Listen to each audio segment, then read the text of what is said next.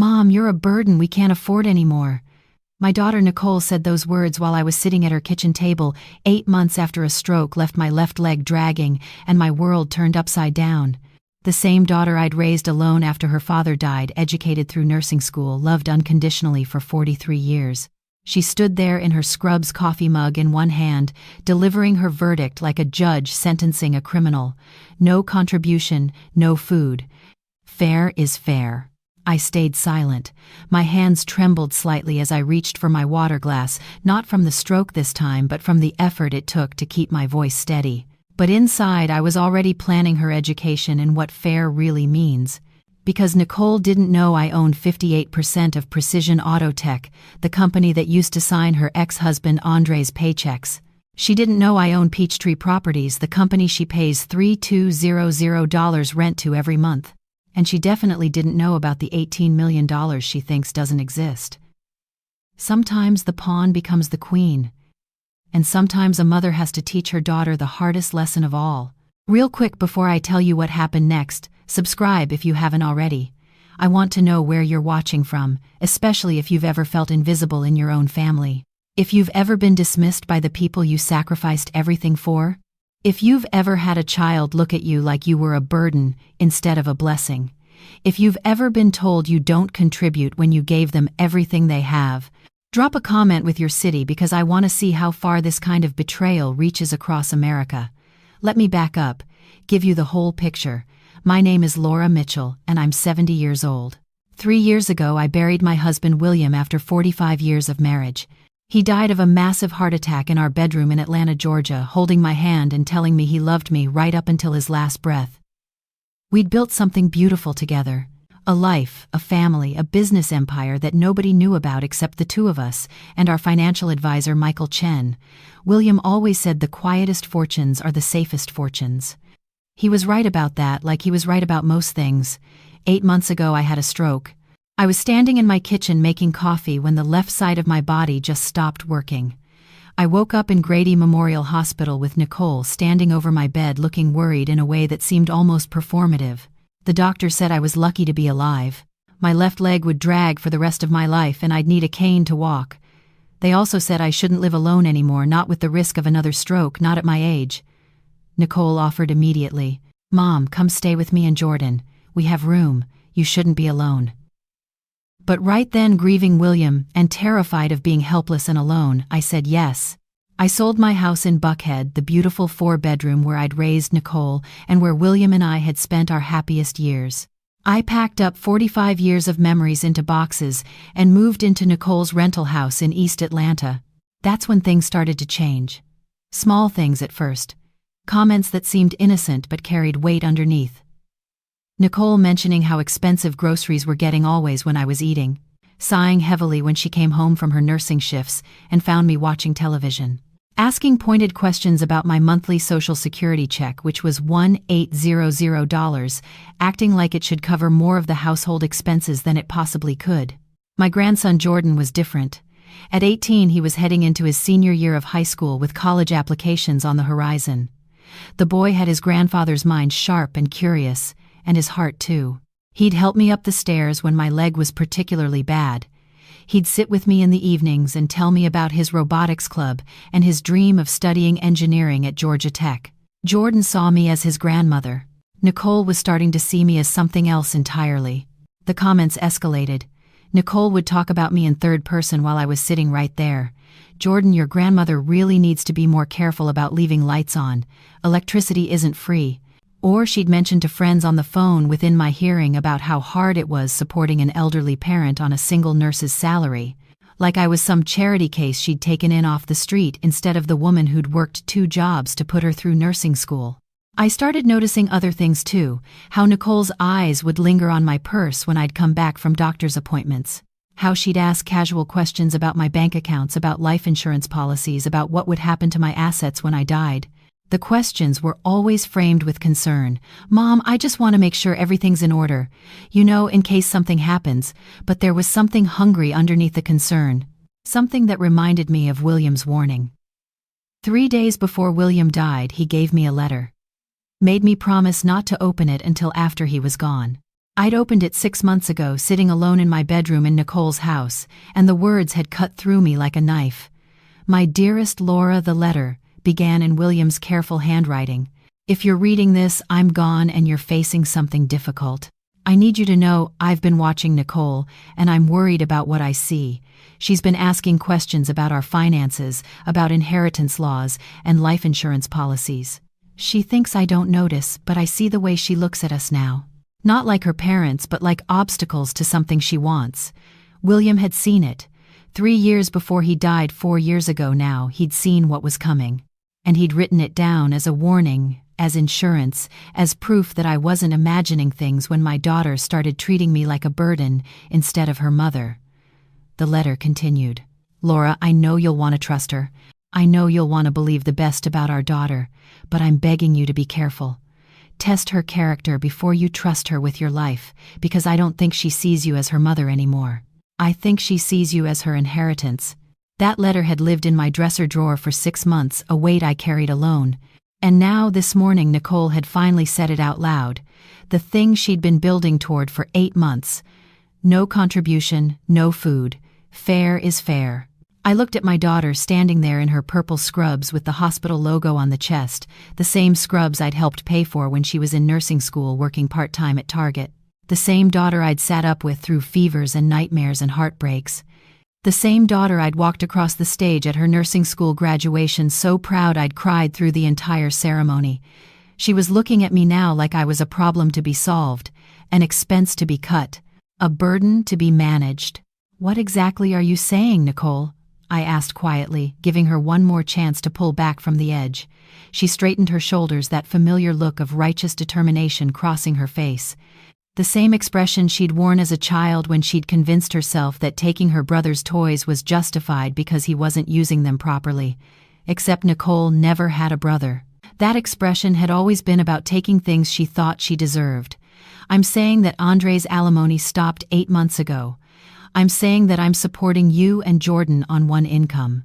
I'm saying that your Social Security check of $1,800 doesn't even cover the increased grocery bills since you moved in." She paused, letting that sink in. "If you can't contribute more to household expenses, maybe you shouldn't expect to share in household resources." I watched her face carefully, looking for any sign of the little girl who used to crawl into my lap after nightmares.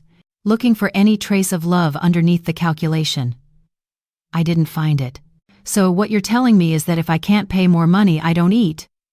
The words hung in the air between us like something toxic. Nicole had the grace to look uncomfortable for about 3 seconds.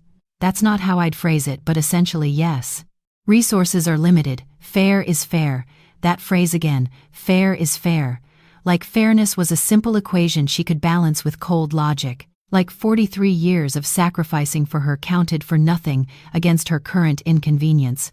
In the living room I could hear Jordan moving around, getting ready for school. His backpack zipper, the sound of him grabbing his keys, the front door opening and closing as he left for his robotics club meeting before first period. My grandson, oblivious to the fact that his mother had just told his grandmother she didn't deserve food. Nicole checked her watch. "I have to get to the hospital. My shift starts in 45 minutes.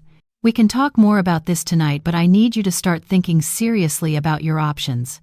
Senior living facilities maybe. Places where you'd be more appropriately cared for." She grabbed her purse and her travel mug, ready to head to Grady Memorial, where she'd spend the next 12 hours saving lives as an ICU nurse. The irony was staggering. She preserved life for strangers while starving the woman who gave her life. After the door closed behind her, I sat in the silence of the house I didn't own in the chair. I'd bought with my own money, drinking coffee I'd paid for with my Social Security check, and I made a decision. If Nicole wanted to play games about fairness and contribution, I would show her what those words really meant. I reached for my phone and dialed a number I had memorized. It rang twice before a familiar voice answered. "Mitchell Holdings, this is Michael Chen speaking." "Michael, it's Laura. I need you to pull some files for me." "Of course, Laura." "Which ones?" "Everything we have on Precision Auto Tech. Personnel records specifically. I want to know the current employment status of Andre Hayes." There was a pause on the other end.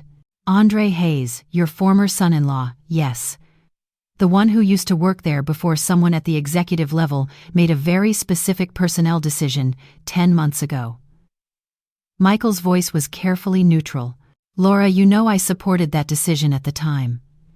The man had an affair, destroyed your daughter's marriage. You wanted to make sure he felt consequences. I did.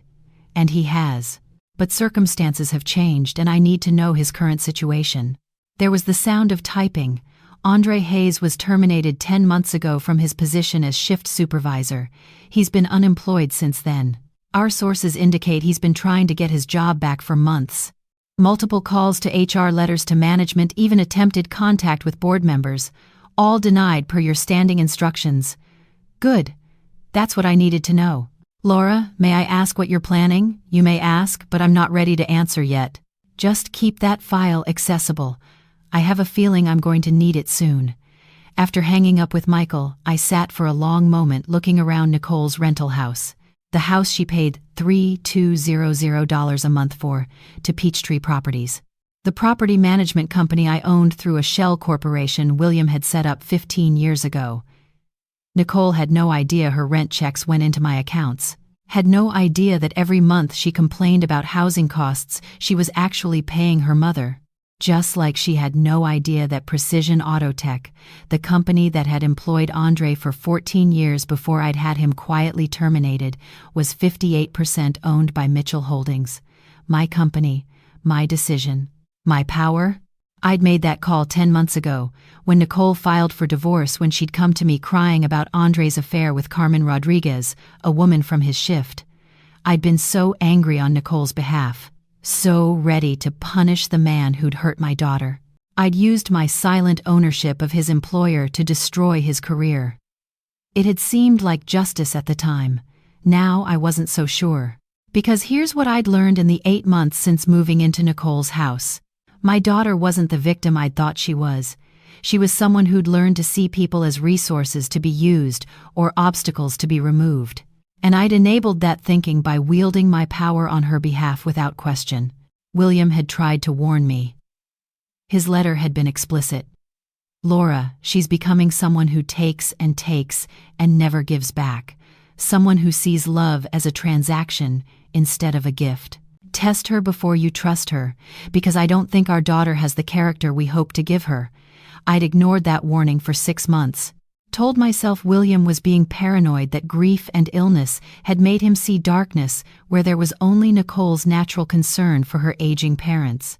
But this morning, with her standing in her scrubs telling me I didn't deserve food, I finally understood. William had been right.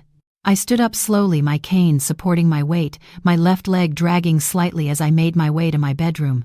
The room Nicole had given me was small, the converted home office barely big enough for a bed and a dresser. Not the master bedroom. Not even the second bedroom that Jordan used. The smallest room in the house for the woman who'd made Nicole's entire life possible. I opened my dresser drawer and pulled out William's letter, reading it again with new eyes. Test her, he'd written. Test her character before you trust her with your life. And I'd finally figured out how I was going to do exactly that. The next morning I called Andre Hayes. I'd kept his number in my phone even after the divorce, even after I'd had him fired. Maybe some part of me had known I'd need it eventually. The phone rang 4 times before he picked up. His voice carried that hollow sound of a man who'd been beaten down by circumstances he didn't fully understand. Hello, Andre, this is Laura Mitchell. The silence stretched long enough that I wondered if he'd hung up. When he finally spoke, his voice was cautious, confused. Mrs. Mitchell, I haven't heard from you since the divorce. How are you? Is Nicole okay? Always his first question. Is Nicole okay? Even after everything she'd done to him in the divorce, after taking the house and primary custody of Jordan and bleeding him dry with alimony, he could no longer afford. His first concern was still for her well-being. I'm recovering from a stroke, Andre. Living with Nicole and Jordan now. And Nicole is fine, though that's actually why I'm calling. I need to ask you something, and I need you to be completely honest with me. Okay. His voice was wary now. How's the job search going? The silence this time was different, heavier. I could practically hear him trying to figure out what game I was playing, what trap I was setting. It's been challenging, Mrs. Mitchell. The market's tight right now, especially for someone my age with a gap in employment. 10 months is a long gap, I said softly. particularly when you don't understand why you were let go in the first place. Another pause. How did you know it was 10 months? Because I know more than you think, Andre. Tell me, have you been trying to get your job back at Precision Auto Tech? I've been trying everything, Mrs. Mitchell. I was a good employee. 14 years, never missed a day I didn't have to work my way up from the factory floor to shift supervisor. Made $7,200 a year.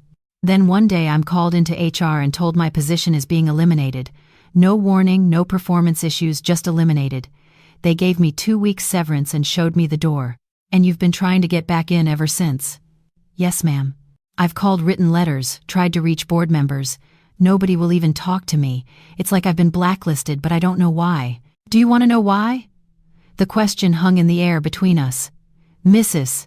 Mitchell, if you know something, please. I'm living in a 1-bedroom apartment, can barely afford food.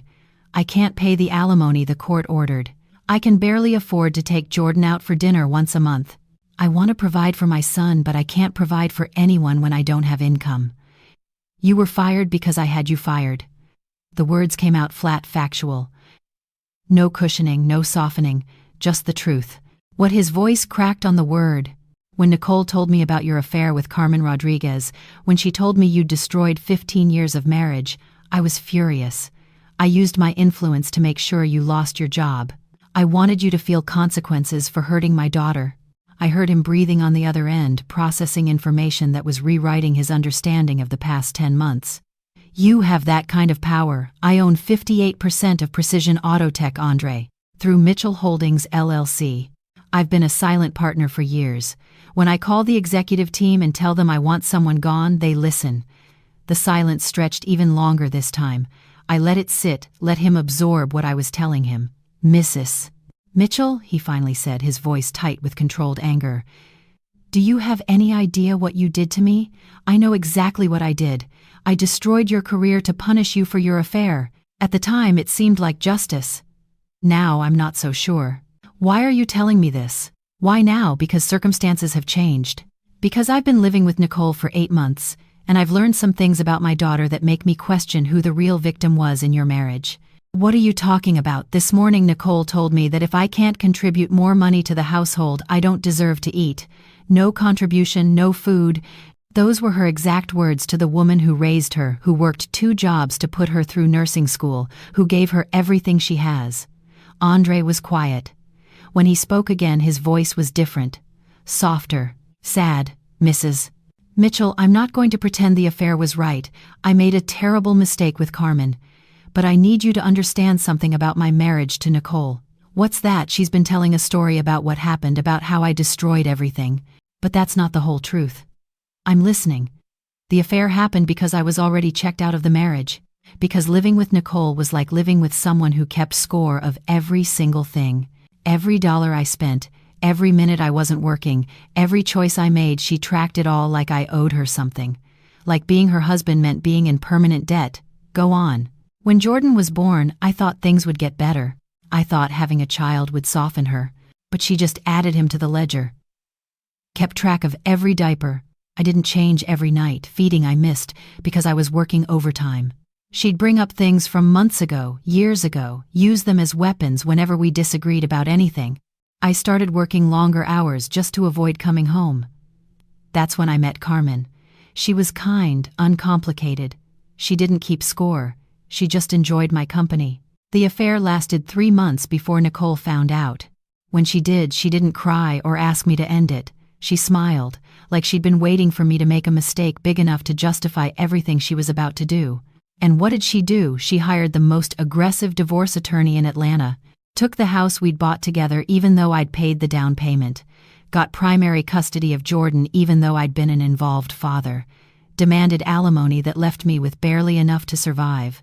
And through the whole thing, she never once asked why I'd done it, never once wanted to understand what had gone wrong in our marriage. She just wanted to win. I thought about Nicole this morning, standing in her scrubs, delivering her verdict about my worth based solely on my financial contribution. Thought about the cold calculation in her eyes. Andre, I owe you an apology. You don't owe me anything, Mrs. Mitchell. Yes, I do. I made a decision based on incomplete information. I punished you because Nicole told me you were the villain. But I'm starting to realize that maybe the real story is more complicated than I wanted to believe. Why are you really calling Mrs. Mitchell? Because I want to offer you something. Your job back at Precision Auto Tech.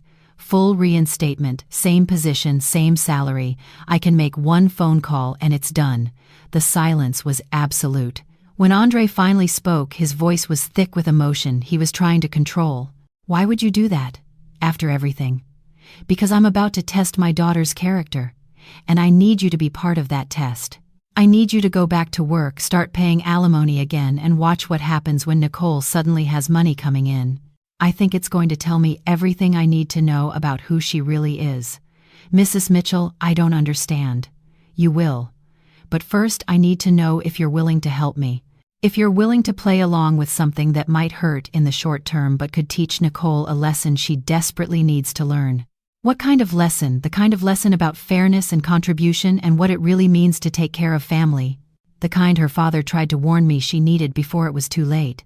3 days after my phone call with Andre, Nicole came home from her shift at Grady Memorial, practically glowing.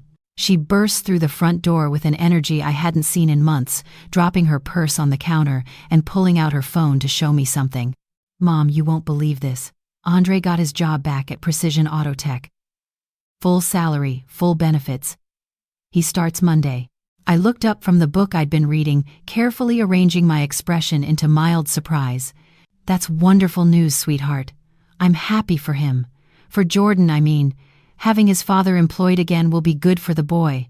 But Nicole wasn't thinking about Jordan. Her eyes had that calculating gleam I'd come to recognize over the past 8 months, which means the alimony payments start again. $2,100 a month, backdated to when he lost his job. The judge was very clear about that. Once he's employed again, he has to make up the missed payments on a schedule. So, we're looking at regular monthly payments plus catch-up payments. She was already doing math in her head, already spending money that hadn't arrived yet. That's good for your household budget then, I said carefully. Take some pressure off. Some pressure, Mom, this changes everything. We'll actually have breathing room. I can start saving for Jordan's college, maybe finally replace my car. This is exactly what we needed. She paused, and for just a moment I thought she might acknowledge the irony. Might remember that just 3 days ago she'd told me I didn't deserve to eat because I wasn't contributing enough. But the moment passed. What about you, Mom? Will this change your situation at all? I kept my voice neutral. My situation. Well, she said, her tone becoming businesslike now that the household budget isn't so tight. I suppose we can revisit our earlier conversation about contributions and resources. So I can eat again. The words came out sharper than I'd intended. Nicole had the grace to look uncomfortable. That came out wrong the other day. I was stressed about money. You understand. I understand perfectly. I understand that when you thought you were struggling, I became disposable. And now that Andre's income is coming back, suddenly I'm family again. Mom, that's not fair.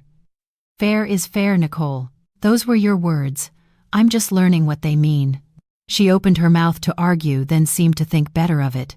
Instead, she went to her room, probably to calculate exactly how much extra money she'd have now that Andre was employed again.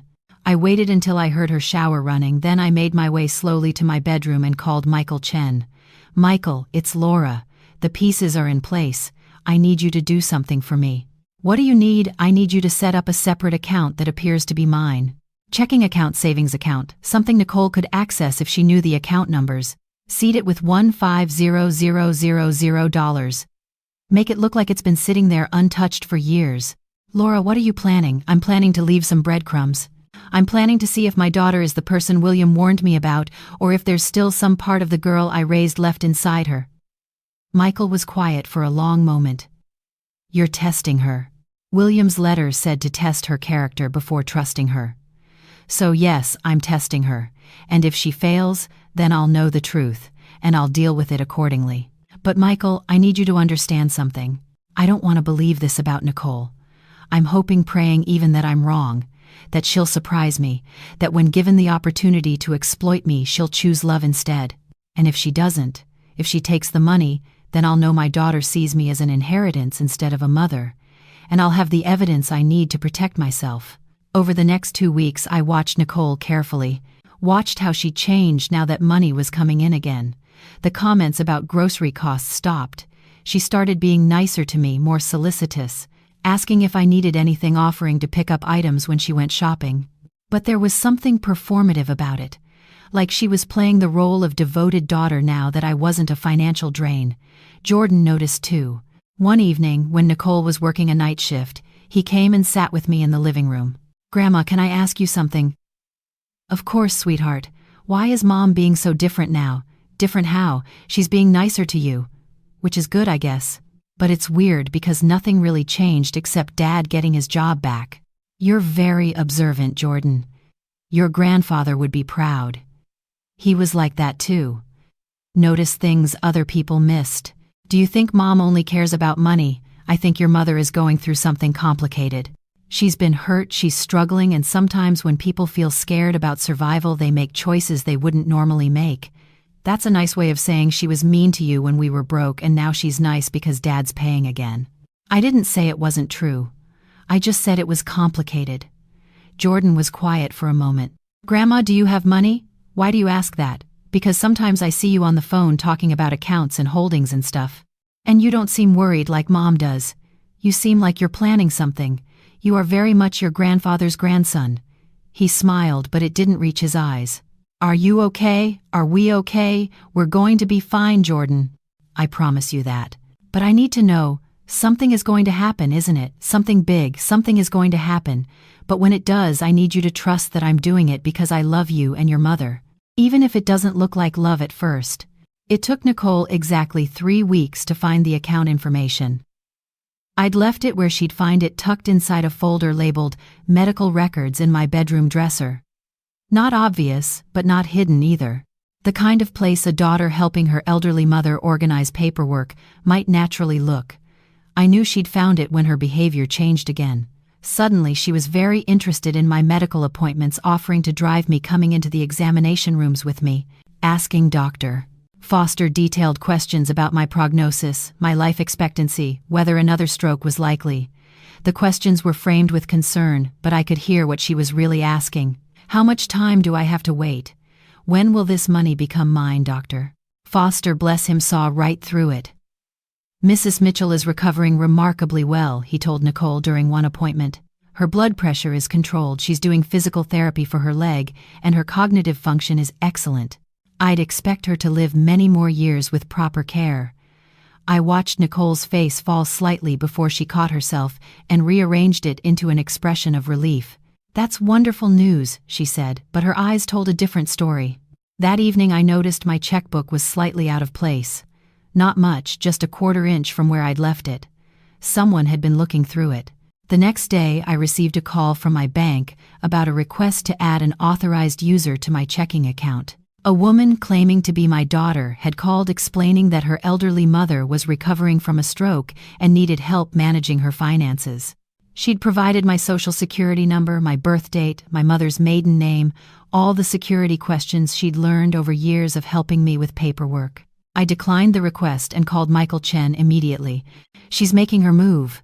The account I set up, the one with $150,000, yes. She tried to get herself added as an authorized user today, used my personal information to bypass security." Michael's voice was tight with controlled anger. "That's identity theft, Laura. That's a crime. I know what it is. Let her try again. I want documentation of every attempt. I need to know how far she'll go. Laura, this is dangerous. If she succeeds in accessing that account, she could drain it." "Let her drain it. It's a test account anyway. The real money is protected in trusts she doesn't know about. I need to see what she'll do when she thinks she has access to my assets." 2 days later, Nicole came home with a stack of papers she tried to hide in her purse.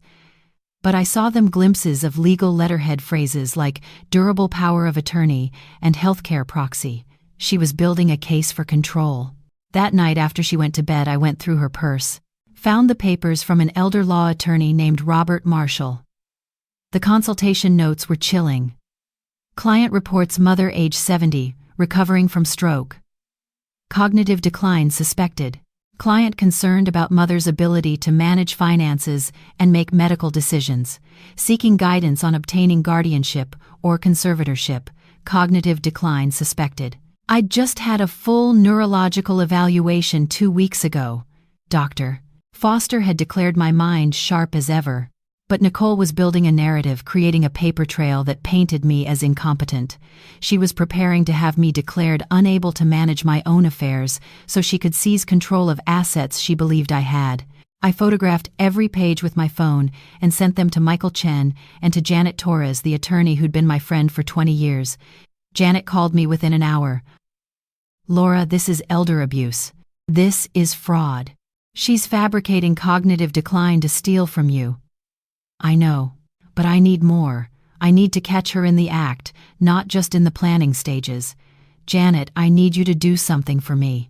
I need you to draw up documents that make it look like I'm transferring assets to Nicole. Make them look real official, but don't file them.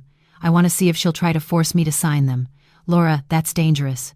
If she's willing to commit fraud to get your money, there's no telling what else she might do. I understand the risk, but my husband warned me 3 years ago that this was coming. He told me to test her character, and that's what I'm doing. If Nicole is who I fear she is, I need proof.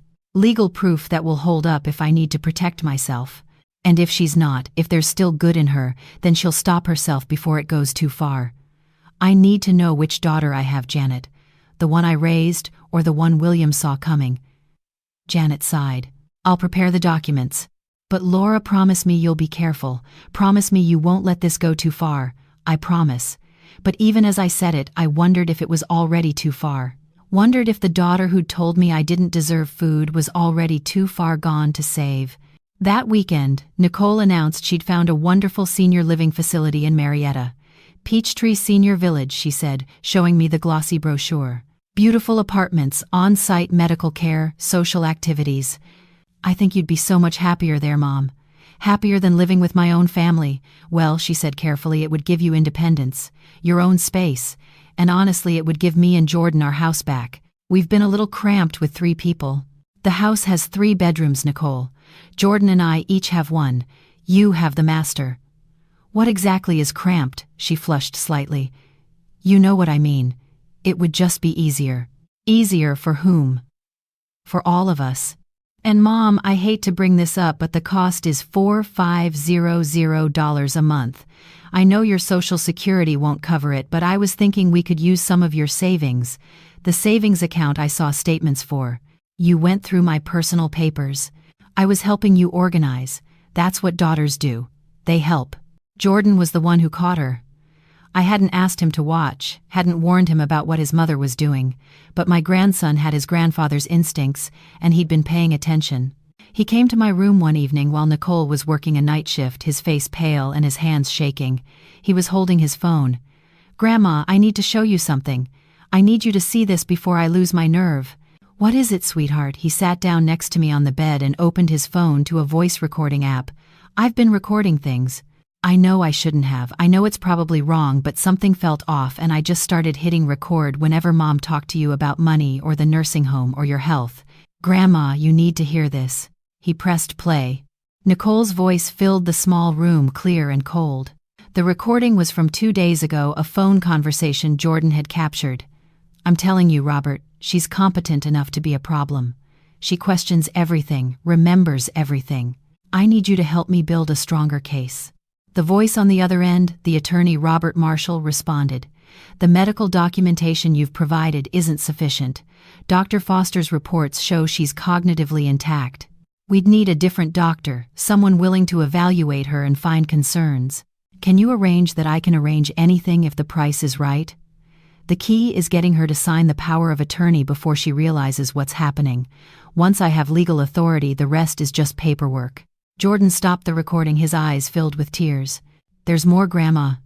Hours of it. Her talking to that lawyer about how to get control of your accounts.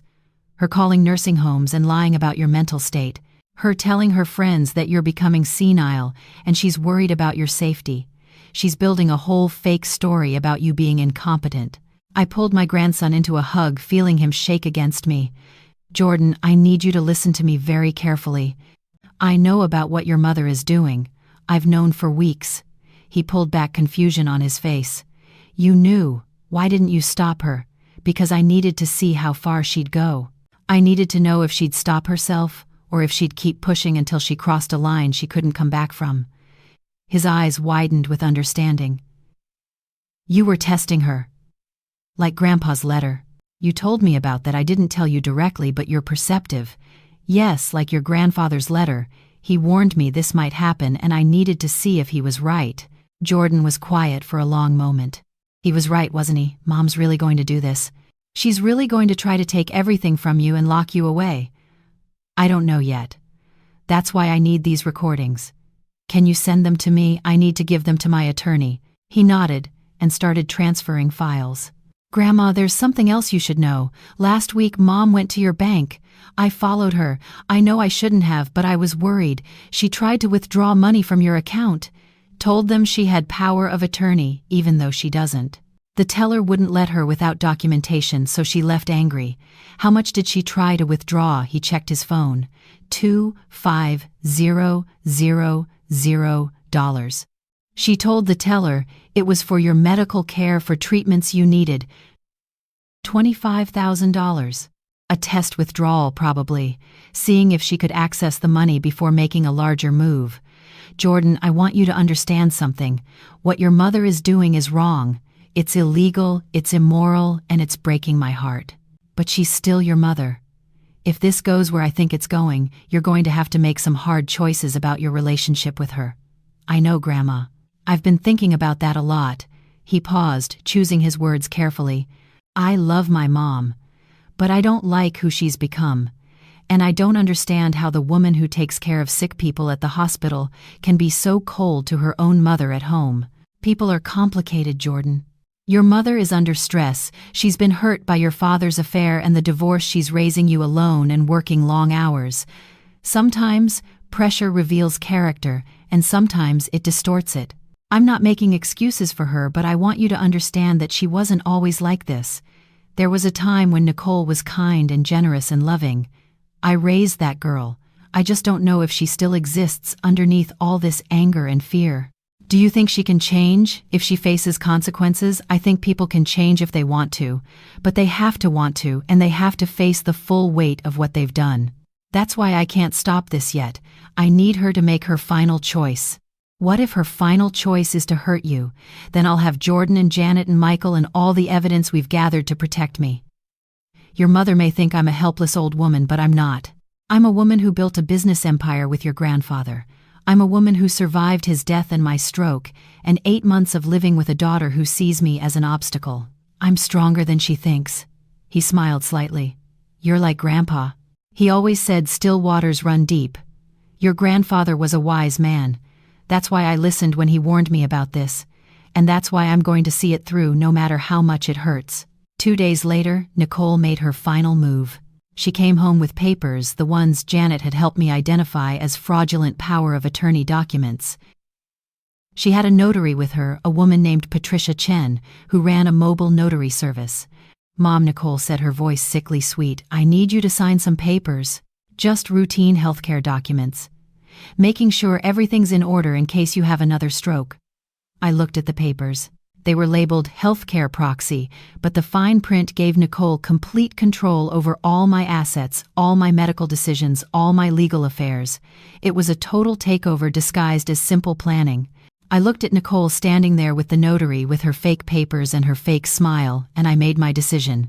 Okay, sweetheart, let me get my reading glasses so I can see what I'm signing. Relief washed over Nicole's face. Of course, Mom. Take your time. I went to my bedroom and called Janet Torres. She's here. She brought a notary. She's trying to get me to sign fraudulent power of attorney documents disguised as healthcare forms. Janet's response was immediate. Don't sign anything. I'm calling Detective Sarah Martinez from the Elder Abuse Unit right now. How long can you stall? As long as I need to. I've been stalling my whole life, Janet. 1 more hour won't hurt. I returned to the living room, glasses perched on my nose, and sat down to read the documents slowly. Very, very slowly. Nicole's impatience grew with each passing minute. Mom, it's pretty straightforward. Just standard forms. If they're standard, then you won't mind me reading every word. The notary, Patricia Chen, shifted uncomfortably. She'd been told this was a simple healthcare proxy. As I read aloud the sections about asset control and financial authority, her face paled. "Ma'am," she said quietly to Nicole, "these aren't healthcare documents. These are comprehensive power of attorney forms." "That's what I asked for," Nicole snapped. "Miss Mitchell," Patricia said, turning to me, "do you understand what you'd be signing? You'd be giving your daughter complete control over every aspect of your life. Your money, your property, your medical care. Everything." "I understand perfectly. Which is why I'm not signing." Nicole's face transformed. The mask of concern dropped away, replaced by something ugly. "Mom, don't be difficult. You need help managing your affairs. You're not capable anymore." "I'm not capable. I just read 15 pages of legal documents and understood every word." "How exactly am I not capable? You had a stroke. You can barely walk. You need someone to take care of you." "What I need, Nicole, is for my daughter to tell me the truth." "The truth?" "What truth?" "The truth about why you're really doing this. The truth about the $25,000 you tried to withdraw from my bank account last week. The truth about the attorney you've been consulting about having me declared incompetent. The truth about the nursing home you've been planning to put me in so you can access what you think is my inheritance." Nicole's face went white. The notary stood up abruptly. "I'm leaving. This is fraud and I won't be part of it." She grabbed her bag and headed for the door. Nicole didn't even watch her go. She was staring at me with a mixture of shock and fury. "You've been watching me, testing me, learning from you, sweetheart. Fair is fair, remember, those were your words. I was just trying to secure your future. By stealing from me, by lying about my mental competency, by building a false case with an attorney to take control of my life. That's not securing my future, Nicole. That's theft. That's elder abuse. That's fraud. And it's breaking my heart." "Mom, I can explain. I'd like to hear it." "Explain to me how the daughter I raised, the daughter I worked 2 jobs to put through nursing school, the daughter I've loved unconditionally for 43 years, decided I wasn't worth feeding unless I paid rent. Explain how you justified going through my papers, trying to access my bank accounts, planning to lock me away in a facility so you could take what you think I have." Nicole's composure cracked. "You don't understand the pressure I'm under. Single mother nurse's salary, trying to save for Jordan's college. I needed help and you weren't providing it. So you decided to take it, without asking, without even considering that, maybe, just maybe, your mother, who raised you alone after your father died, might have resources you didn't know about. What resources? You live on Social Security. You have a stroke pension that barely covers your medication. What possible resources could you have? I own this house, Nicole. Or rather, I own the company you pay rent to every month. Peachtree Properties, that's mine." Her face went through several emotions in rapid succession. Confusion, disbelief, then dawning horror. "I own 58% of Precision Autotech, the company that just rehired Andre. I made one phone call and got his job back. I made another call 10 months ago and had him fired in the first place. I own commercial properties in 3 states. I have investments worth $18 million. And you were so busy assuming I was poor and helpless that you never thought to ask." Nicole sank into a chair, her face ashen. 18 million Mitchell Holdings, LLC. Your grandfather and I built it together over 40 years. We lived modestly, invested carefully, and never told anyone how much we had, including you, apparently for good reason. But you let me think you were broke. You let me think I had to take care of you financially. I let you reveal who you really are. I let you show me whether you'd choose love or greed when you thought I had nothing to offer, and you chose greed." The front door opened, and Detective Sarah Martinez walked in, followed by Janet Torres. "Mrs. Mitchell, I'm Detective Martinez with the Elder Abuse Unit. I understand there's been an incident." Nicole looked between us, understanding, finally settling in. "You set me up. This whole thing was a trap. It was a test, Nicole. One, your grandfather warned me you'd fail. But I had to see for myself." Detective Martinez stepped forward. "Miss Nicole Mitchell, I need to ask you some questions about attempted financial exploitation, identity theft, and fraud. Before we begin, you have the right to remain silent." As the detective read Nicole her rights, Jordan appeared in the doorway. He'd been in his room listening to everything. He was crying. His phone was in his hand, still recording. "I got all of it, Grandma." Every word. "Jordan," Nicole said, her voice breaking. "Baby, you don't understand. I understand that you tried to steal from Grandma. I understand that you lied about her being incompetent. I understand that you were going to lock her away in a nursing home. Mom, I understand everything." Detective Martinez spent 3 hours documenting everything. The recordings Jordan had made, the fraudulent power of attorney documents, the attorney consultation notes I'd photographed, the bank records showing Nicole's attempted unauthorized withdrawal, the nursing home inquiries where she'd lied about my cognitive state. By the time she finished, Nicole was facing multiple felony charges: elder abuse, attempted financial exploitation, identity theft, fraud. Each charge carrying potential prison time that could add up to 15 years. But before Detective Martinez could take Nicole into custody, I asked for a moment alone with my daughter. The detective looked skeptical, but Janet nodded. 5 minutes, she said. "We'll be right outside." Nicole sat across from me at her kitchen table, the same table where she'd told me I didn't deserve food 8 weeks ago. She looked smaller now, diminished. All the righteous anger had drained out of her, leaving only fear and shame. "Mom," she started, her voice barely a whisper. "I don't know what to say. I don't know how to explain what I've done. Start with the truth. Why, Nicole, why did you do this?" She was quiet for a long moment, tears streaming down her face. "At first it was just resentment. You moved in and everything got harder. The grocery bills, the utility bills, having to share space. And I kept thinking about how you never seemed worried about money, never stressed like I was. It made me angry. So you decided to punish me by withholding food." She flinched. "That was cruel. I know it was cruel. I was angry and stressed, and I wanted you to feel as helpless as I felt. But then what? When did it become about stealing from me? When I found that bank statement. When I saw you had $15,000 just sitting there while I was struggling to make rent, it felt unfair, like you'd been hiding resources while watching me suffer. So I convinced myself that money should be helping the household, that it was selfish of you to keep it when we needed it. And the nursing home. When did you decide to lock me away?" She buried her face in her hands. "When the attorney told me that if you were in assisted living, I could be appointed as your financial guardian more easily. He said it would be cleaner, more legally defensible. And I just kept justifying it, telling myself it was for your own good, that you'd be safer there, that it was the responsible choice, even though you knew I was perfectly competent, even though Dr. Foster's report said I was fine. I didn't want to see that. I wanted to see you as declining because it made what I was planning feel less like theft. Nicole, do you understand what you were really doing? You were erasing me, taking away my autonomy, my dignity, my right to live my own life. You were treating me like an obstacle to overcome instead of a person to love." "I know. God, Mom, I know. And I hate myself for it. I hate who I became. But hating yourself isn't enough.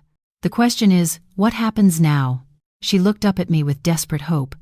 "What do you mean Detective Martinez is waiting outside? She has enough evidence to arrest you right now. You'll be processed, held on bail that you probably can't afford, and eventually you'll go to trial. If convicted on all charges, you could spend years in prison. Jordan will lose his mother right before college. Your nursing license will be revoked.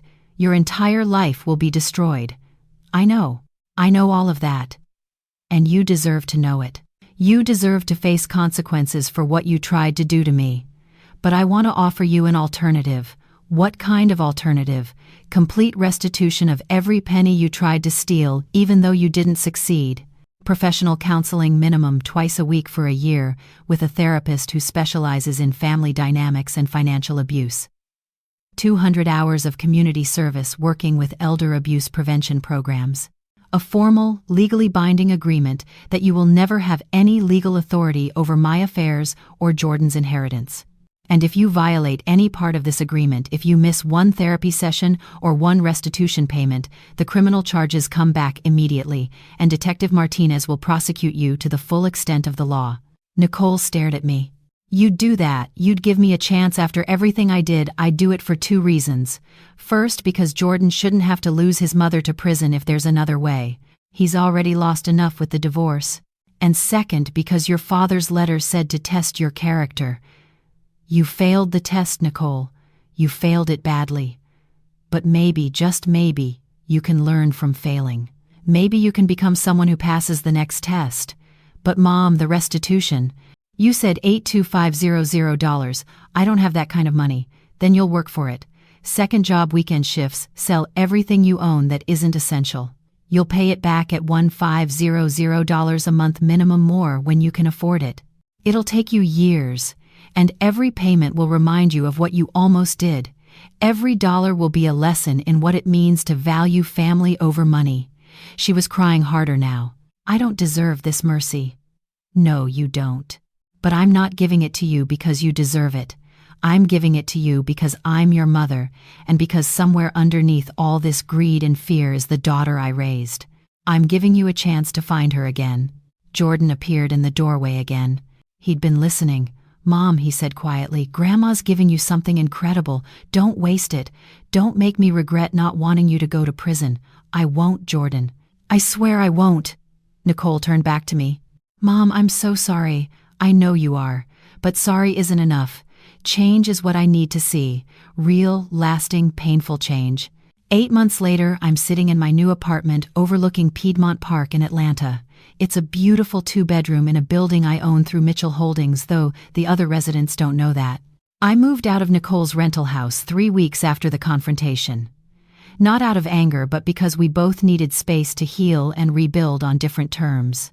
The morning sun is streaming through the windows when my phone rings. It's Nicole. Mom, the last restitution payment just cleared. That's $82500. Every penny paid back. How does it feel? Honestly, it feels like I can finally breathe. Like I've been carrying this weight and I just set it down. She pauses. I know the money went into an account you set up just to test me. I know you didn't actually need it. But paying it back mattered. It mattered because it was real to me. Because every shift I worked, every dollar I saved, everything I sold, it reminded me of what I almost destroyed. I'm proud of you for finishing.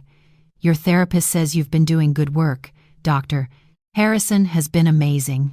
She's helped me understand so much about why I did what I did, about how fear and resentment poisoned me, about how I learned to see love as transactional instead of freely given. That's growth, Nicole. Real growth. Mom, can I ask you something? Of course. Why did you really give me the second chance? You could have let Detective Martinez arrest me. You could have made me face the full legal consequences. I could have. And part of me wanted to, but your father's letter didn't just warn me about you. It also reminded me that I raised you. That if you were becoming someone I didn't recognize, I had to ask myself what part I played in that. Did I teach you that money mattered more than people? Did I sacrifice so much that you learned to see sacrifice as currency? You didn't do that, Mom. You were an incredible mother. Maybe, but I also never taught you that it was okay to ask for help. I worked 2 jobs and never complained, never showed you it was hard. Maybe I taught you that struggle should be silent and solitary. Maybe that's why you couldn't tell me when you were overwhelmed. You just tried to manage it alone, and when that didn't work, you tried to take control the only way you could think of. We both made mistakes. Yes, we did, but I made bigger ones, and I'm grateful every day that you gave me the chance to fix them. There's a knock on my door, Jordan, Nicole says, hearing it through the phone. He's coming to see you, isn't he? He is. We're going to tour Georgia Tech's engineering campus. His scholarship interview is next week. Mom, thank you for that scholarship, for funding it. Jordan told me it's through Mitchell Holdings. You didn't have to do that. Yes, I did. Jordan stood by me when it would have been easier to side with you. He documented the truth, even though it meant exposing his mother. That kind of integrity deserves to be rewarded. And besides, his grandfather would have wanted him to have every opportunity. He would have loved Jordan so much. He does love him, just from somewhere we can't see. After we hang up, I open the door for Jordan. He's grown another 2 inches in the past 8 months, filled out with muscle from his job at the community center, where he mentors younger kids. He hugs me carefully, still protective of my left side. "Morning, Grandma. Ready to see my future campus? I'm ready. But first, how are you, really?" He sits down on my couch, considering the question seriously. "I'm good. Better than I thought I'd be. Mom and I are rebuilding things slowly. It's not perfect, but it's honest now. And I can tell her when I'm disappointed or angry. We're learning how to be real with each other. That's all we can ask for." "And you, Grandma, how are you?" "Honestly, I'm at peace. I have my health, my independence, my dignity. I have a grandson who makes me proud every single day. And I have a daughter who's learning what it really means to be family. That's more than a lot of people get." He smiles. "Grandpa would be proud of how you handled everything. Your grandfather gave me a gift when he wrote that letter. He gave me permission to protect myself instead of just hoping for the best. He taught me that love without boundaries isn't love at all. It's enabling. And sometimes the greatest gift you can give someone is the chance to face the consequences of their choices." Later that afternoon, after touring Georgia Tech and watching Jordan light up, talking to the engineering professors, we stop for lunch at a small cafe near campus. My phone buzzes with a text from Andre. "Thank you for giving me my job back. Thank you for teaching Nicole that actions have consequences. Jordan's become a fine young man. You should be proud." I text back. "We should all be proud. We all played a part in his growth." As I watch my grandson across the table talking excitedly about robotics programs and research opportunities, I think about William's letter, about how he warned me to test Nicole's character, about how painful that test had been but how necessary. Nicole had failed the test spectacularly. She'd chosen greed over love, control over trust, theft over honesty. But she'd also been given something precious after failing. The chance to learn, to grow, to become someone better than her worst moment. Not everyone gets that chance. Not everyone takes it when it's offered. But Nicole had taken it. She'd worked for 8 months to pay back money she never actually stole. She'd gone to therapy twice a week and faced uncomfortable truths about herself. She'd performed 200 hours of community service, listening to stories of other families torn apart by financial abuse. She'd rebuilt her relationship with Jordan, one honest conversation at a time. And slowly, carefully, we were rebuilding our relationship too. Not the same as before. You can't go back after something breaks. But maybe something new. Something stronger because it was built on truth instead of assumptions. Jordan looks up from his menu. "Grandma, can I ask you something always? Do you forgive Mom completely?" I think about this question carefully. Forgiveness isn't a switch you flip, Jordan. It's a process. Do I forgive her for what she tried to do? I'm working on it. Do I forgive her for who she was becoming? I'm getting there. But do I see her trying to change? Do I believe she's genuinely sorry? Do I think she's learning yes to all of that? And that's enough for now. But also remember this. Redemption is possible. Change is real. If someone is willing to do the hard work to face their failures, to rebuild trust brick by brick, they deserve the chance. Not because they earned it, but because that's what grace looks like. That's the lesson William taught me. Test people, yes, but also believe they can pass the next test. My daughter failed, but she's learning to pass. And that's a story worth telling. That is Laura Mitchell's story. Now I want to hear from you. Where are you watching this from? What city, what country? Drop it in the comments below.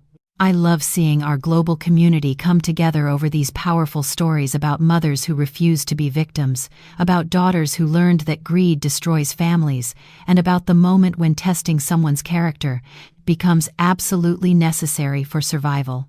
Real question: if you were Laura and your daughter told you no contribution, no food after you'd sacrificed everything to raise her, what would you have done? Would you have tested her like Laura did? Would you have let her try to steal too? See how far she'd go? Or would you have confronted her immediately and kicked her out? Tell me in the comments, because I genuinely want to know how you would have handled being told you don't deserve to eat by your own child. Hit that like button if this story resonated with you on a deep level. Share it if you know someone whose adult children treat them like burdens instead of blessings. Someone who's been dismissed, disrespected, or exploited by the family they sacrificed everything for. Someone who needs to hear that it's okay to protect yourself even from your own children. Someone who needs permission to set boundaries and demand respect. And subscribe for more raw, real stories about parents who taught their entitled children expensive lessons about families torn apart by greed and slowly rebuilt through consequences, about the difference between enabling and loving, and what happens when someone finally stands up and says, "Enough is to enough." This story is about more than just one mother exposing her daughter's theft. It's about recognizing that elder abuse often comes from the people closest to you. It's about understanding that no contribution, no food, reveals a heart that sees love as transactional rather than unconditional. It's about knowing that sometimes the people you sacrificed everything for will see you as an inheritance instead of a parent. And it's about the courage it takes to test someone's character when the results might break your heart. Thanks for watching. Remember, being elderly or recovering from a stroke doesn't make you helpless. Having adult children doesn't mean surrendering your autonomy. Needing medical care doesn't justify financial exploitation. You have the right to dignity, respect, and independence at any age, and no one, not even your own children, has the right to take that away from you just because they think you're vulnerable. See you in the next video.